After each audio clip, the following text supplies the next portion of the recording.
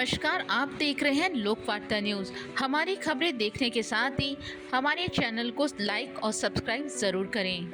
राजस्थान की 7 विधानसभा सीटों पर उपचुनाव होने जा रहे हैं। इसे लेकर नामांकन की प्रक्रिया 8 अक्टूबर से शुरू हो गई है, जो 25 अक्टूबर तक चलेगी। वहीं उपचुनाव की तारीख नजदीक आने के साथ ही टिकट के दावेदारों की जोर आजमाइश भी तेज हो गई है। भाजपा सभी 7 सीटों पर अपने प्रत्याशी उतारेगी, लेकिन कांग्रेस की तरफ से फिलहाल स्थिति साफ नहीं है। हालांकि कांग्रेस की ओर से कहा गया है कि वो सभी 7 सीटों पर चुनाव लड़ने को तैयार है।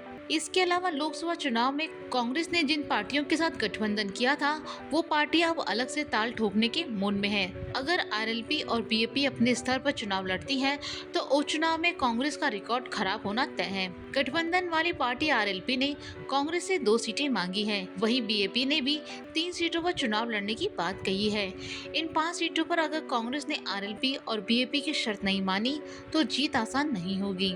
लोकसभा चुनाव में कांग्रेस के साथ गठबंधन करने वाली पार्टी आरएलपी के सुप्रीमो हनुमान बेनीवाल ने अपना पक्ष स्पष्ट कर दिया है। बेनीवाल ने कहा है कि वो कांग्रेस के साथ रहने को तैयार हैं, लेकिन उपचुनाव में आरएलपी को 2 सीटें चाहिए।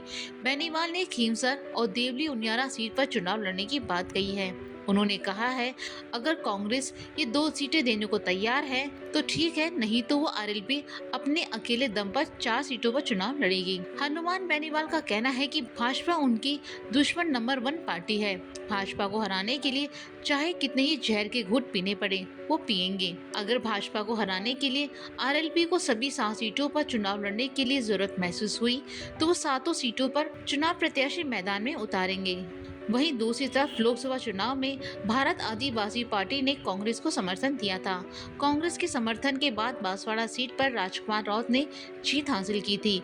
अब बीएपी सांसद राजकुमार राउत का कहना है कि डूंगरपुर जिले के 84 और सलमपुर विधानसभा सीट पर बीएपी अपना प्रत्याशी चुनावी मैदान में उतारेंगे। बीएपी के राष्ट्रीय अध्यक्ष मोहनलाल राउत का कहना है कि उनकी पार्टी कांग्रेस के साथ गठबंधन नहीं करेगी। उन्होंने कहा, हम देवली उनियारा से चुनाव लड़ेंगे। कांग्रेस चाहे तो बाहर से समर्थन दे सकती है। उपचुनाव में 7 सीटों पर कांग्रेस की स्थिति कश्मकश में है। खींवसर, 84, सलमपुर और देवली उनियारा सीट को लेकर कांग्रेस चिंता में है।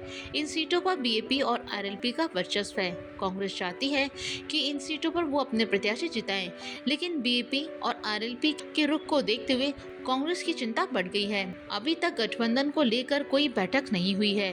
वहीं पार्टी के नेताओं का कहना है कि क्षेत्रीय पार्टियों के साथ गठबंधन को लेकर हाईकमान को फैसला करना है।